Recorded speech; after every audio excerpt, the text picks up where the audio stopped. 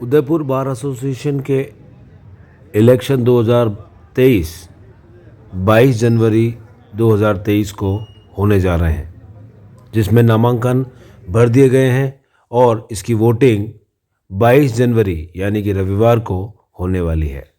इस बार अध्यक्ष पद की रेस में दो दिग्गज एडवोकेट्स आमने सामने होने वाले हैं, जिसमें से एक हैं मनीष श्रीमाली तो दूसरे हैं एडवोकेट राकेश मोगरा।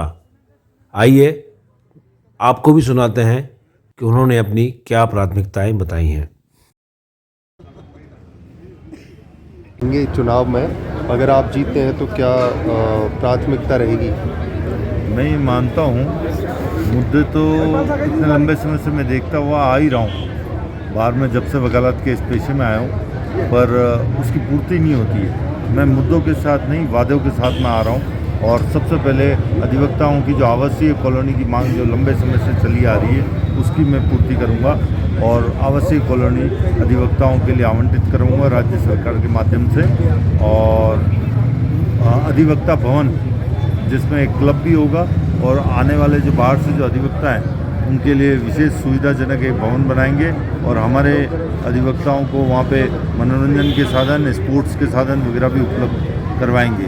किस तरह से आप देखते हैं? मैं ये मानता हूँ, पहले वैसे मैं नगर निगम में विपक्ष का नेता भी रहा हूँ, पार्षद भी रहा हूँ और एट प्रेजेंट जो कांग्रेस गवर्नमेंट है उससे बिल्कुल जुड़ा हुआ हूँ। प्रत्यक्ष रूप से नगर निगम, नगर विकास प्रन्यास और राज्य सरकार से प्रत्यक्ष रूप से जुड़ा हुआ हूँ। जो ये मुद्दे हैं, ये आपने जो उठाए बिल्कुल वास्तविक मुद्दे हैं। और पूर्व में भी हमारे 2009 में 109 दिन का हाईकोर्ट बेंच के लिए एक आंदोलन चला था, उससे सरकार को झुकना पड़ा और उस समय तत्कालीन राजस्थान सरकार अशोक गहलोत द्वारा मेवाड़ में स्टेट कमीशन की बेंच दी गई और तभी वो स्टेट कमीशन की बेंच आई थी। और जो पार्किंग की जो समस्या है वो वास्तविकता बहुत बड़ी समस्या है। आज भी अगर आपका पूरा डिजिटल मीडिया यहाँ आया हुआ है तो गाड़ियाँ व्यवस्थित रूप से रख नहीं पा रहे हैं। मैं ये मानता हूँ कि एक हाइड्रोलिक जिस तरीके से सूरजपोल पे पार्किंग हुई है, उसी तरीके से हम यहाँ पे भी पार्किंग डेवलप करेंगे।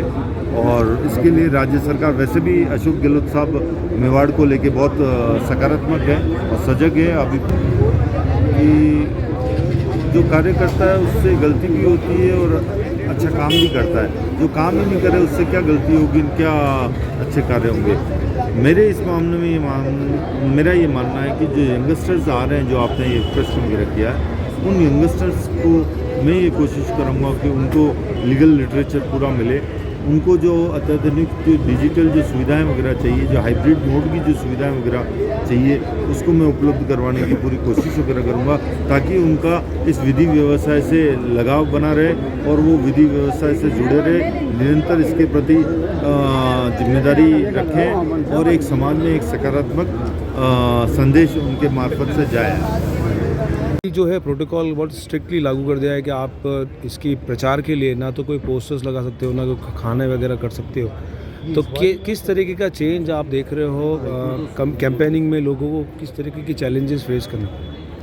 सर, ये क्या है कि इससे जो ये सुधार हुए हैं, इन सुधारों से एक चीज़ क्लियर हुई है, हमारे उदयपुर बार के अंदर काफ़ी कुछ प्रतिभाशाली अधिवक्ता हैं जो विभिन्न पदों पर अपनी सेवाएं दे सकते हैं, अच्छा योगदान दे सकते हैं, अधिवक्ताओं का कल्याण कर सकते हैं। लेकिन वो किसी कारण से जो पुराना हाईटेक प्रचार और वो पद्धति थी और जो धन खर्च होता था, उस पर अब क्या है कि उस वजह से नहीं आ पाते थे। अब क्या है कि इस परिपाटी के ऊपर रोक लगी है। मेरा ये मानना है कि निकट भविष्य के अंदर स्वच्छ और सुदृढ़ चुनाव होंगे और जिसके अंदर प्रतिभाशाली व्यक्ति को काफ़ी अच्छा मौका मिलेगा और वो खुल करके चुनाव करने का काम होंगे। तो आप इसके फेवर में हैं?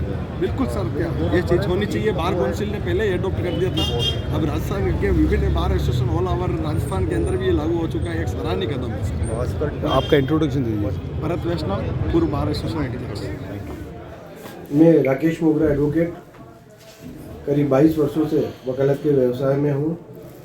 मैं अध्यक्ष पद के लिए वर्ष 2023 में होने वाले दावेदार हूँ और मेरा जो मुख्य एजेंडा रहेगा, जो मूलभूत न्यायालय में जो सुविधाएं हैं में ख्याली पुलाव नहीं पकाते हुए मैं जो अधिवक्ताओं की जो मूलभूत सुविधा है उनको दूर करने का प्रयास करूंगा। हाईकोर्ट बेंच का आंदोलन करीब 40-42 साल से चला आ रहा है।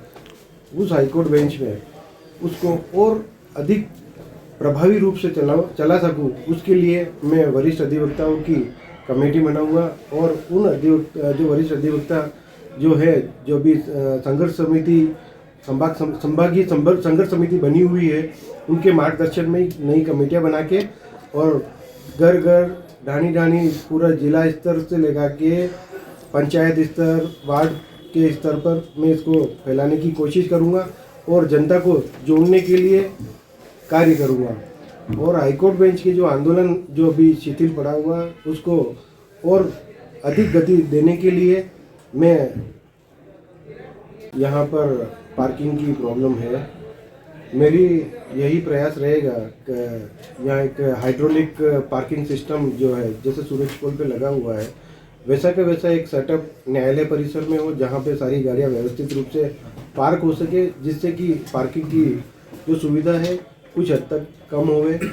मेरा एक प्रयास और रहेगा जैसे कि न्यायालय परिसर के पास में माइंस एंड जूलॉजी का जो डिपार्टमेंट है वो परिसर काफ़ी बड़ा है और वहाँ पे स्टाफ भी 50 से ज़्यादा नहीं है, तो मैं उस परिसर को इस न्यायालय परिसर में जोड़ने का प्रयास करूँगा। और हमारी जो महिला अधिवक्ता जो मेरी बहनें जो न्यायालय में आती है उनके लिए कॉमन रूम जो भी बना हुआ बहुत छोटा है। मेरी महिला बहनों के लिए मैं कॉमन हॉल और लेट बाथ की व्यवस्था कराऊं ताकि वो आराम से न्यायालय परिसर में आए और अपना व्यवस्थित रूप से काम करें। और चैम्बर निर्माण को लेके मेरा ये है लिटिगेशन शेड बने हुए हैं। मेरा ये प्रयास रहेगा कि न्यायालय में जगह खाली पड़ी हुई है उस जगह पे मैं चैम्बर निर्माण का प्रयास करूँगा। और जो वेलफेयर फंड की एक बात है, जो मेरे अधिवक्ता साथी जो यंगस्टर आते हैं नए अधिवक्ता जो भी नए न्यायालय में आते हैं उनको इनकम इतनी होती नहीं, मैं उनको इनकम हो जाए उसके लिए एक वेलफेयर फंड की स्थापना करने के प्रयास कर रहा हूँ ताकि हर नए अधिवक्ताओं को वेलफेयर फंड से कुछ न कुछ एक निश्चित राशि हर महीने मिल जाए। सर अभी एक चीज़ जानकारी में आई थी कि कोई कंटेम्प्ट का मामला है जिसको लेके कुछ चर्चाओं में था, उस पर क्या कहना चाहेंगे आप? कंटेम्प्ट का मामला जो है वो यहाँ पे मेरे और मेरे साथी अधिवक्ताओं के खिलाफ हुआ था, लेकिन वो घटना के 12 दिन बाद हुआ था। तो न्यायालय से राजस्थान उच्च न्यायालय से हमें शोकॉज नोटिस मिले थे, तो क्यों ना आपके खिलाफ कंटेम्प्ट की कार्रवाई की जाए। हम सभी अधिवक्तागण हाईकोर्ट में उपस्थित हुए और सारी वस्तुस्थिति न्यायालय के सामने रखी और न्यायालय ने उसका विचारण करते हुए मुझे रूल ऑफ डिस्चार्ज किया गया। ठीक है सर।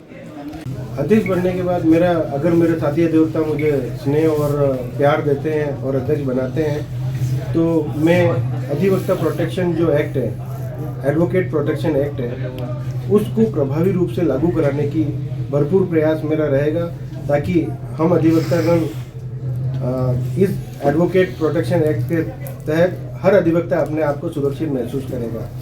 सर आपको क्यों चुना जाए, आपको क्यों अवार्ड दिया जाए? पहले जब आप रहे तो क्या क्या काम आपने करवाए थे हित में?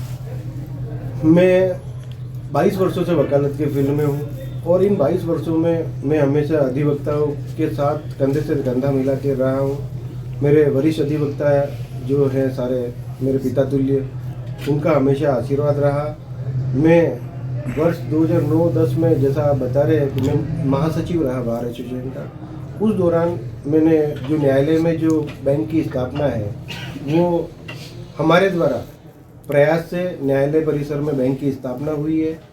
और एडवोकेट के एंटरटेन के लिए राजस्थान लेवल पे क्रिकेट टूर्नामेंट कराया है जो पहले जयपुर और जोधपुर में हुआ करता था। तो पहली बार इन जयपुर और जोधपुर के अलावा राजस्थान में तीसरा उदयपुर शहर है जहाँ पे स्टेट लेवल का क्रिकेट टूर्नामेंट हुआ। ठीक।